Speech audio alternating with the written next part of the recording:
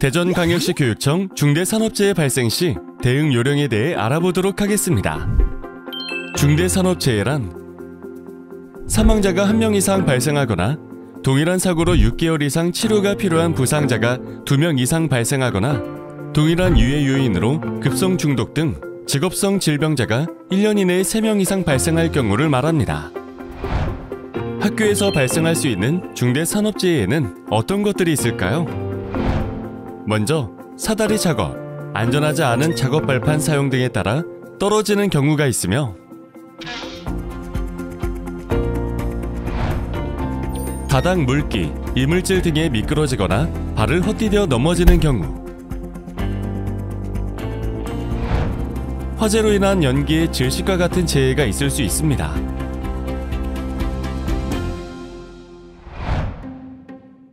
학교에서 이런 중대산업재해가 발생하거나 발생할 급박한 위험이 있을 때 어떻게 대응해야 할까요?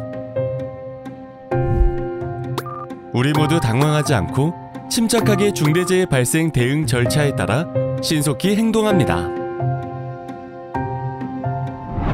사고 현장 및 피해 확산이 우려되는 현장은 즉시 작업을 중지합니다. 작업 중지! 작업 중지! 관리 감독자뿐만 아니라 근로자 누구라도 중대재해가 발생할 급박한 위험이 있다고 판단되면 작업을 중지할 수 있습니다. 사고 최초 목격자는 비상벨 등 통신설비를 이용하거나 큰 소리로 주변 근로자에게 비상 상황을 전파하고 도움을 요청합니다. 그럼 사고 상황별로 초기 대응 방법에 대해 알아볼까요? 1. 근로자가 감전되었을 경우 주위가 안전한지 확인하고 즉시 전원을 차단한 후 가죽 벨트, 점퍼 등 전기가 통하지 않는 물건으로 제의자를 감전원으로부터 떼어냅니다. 이때 제의자를 직접 손으로 잡으면 같이 감전될 수 있으므로 유의해야 합니다. 화재 발생 시 소화기를 이용해 초기 진화를 하되 진압이 힘들 경우 신속히 대피합니다.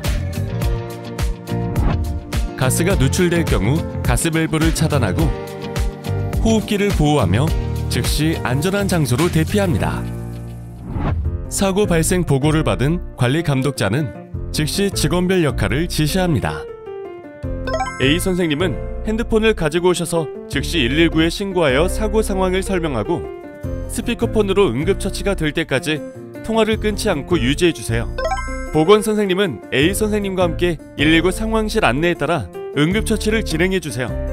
B 선생님은 사고 현장이 훼손되지 않도록 출입 통지해주시고 C 선생님은 교육청과 고용노동청에 사고 발생 보고를 해주세요. 심각한 응급 환자 발생 시 섣부른 응급처치보다는 빠른 신고가 최우선이므로 신속히 119에 신고하여 도움을 요청합니다. 119 연결 시 환자의 상황을 침착하고 정확하게 1. 사고 발생 장소 2. 사고 내용과 환자의 상태 3. 환자의 수 4. 현장의 위험 요인에 대해 신고합니다. 구급차가 현장에 도착할 때까지 전화를 끊지 않고 119에서 조언하는 대로 응급처치를 진행합니다. 사고 현장은 조사가 완료될 때까지 출입을 통제하고 사진, 동영상 촬영을 통해 사고 내용을 기록합니다. 사고 현장에서는 구조활동에 작업을 금지합니다. 중대산업재해가 발생하면 교육청과 관할 지방고용노동관서로 지체 없이 유선 보고하고 중대산업재해 발생 보고서와 산업재해 조사표를 작성하여 즉시 제출합니다. 교육청 현장조사팀은 즉시 출동하여 사고 원인 조사를 통해 위험 요인을 제거, 통제할 수 있도록 지원하고 안전보건관리 책임자는 2차 피해 방지 조치를 지시, 사고 수습을 총괄 지휘합니다.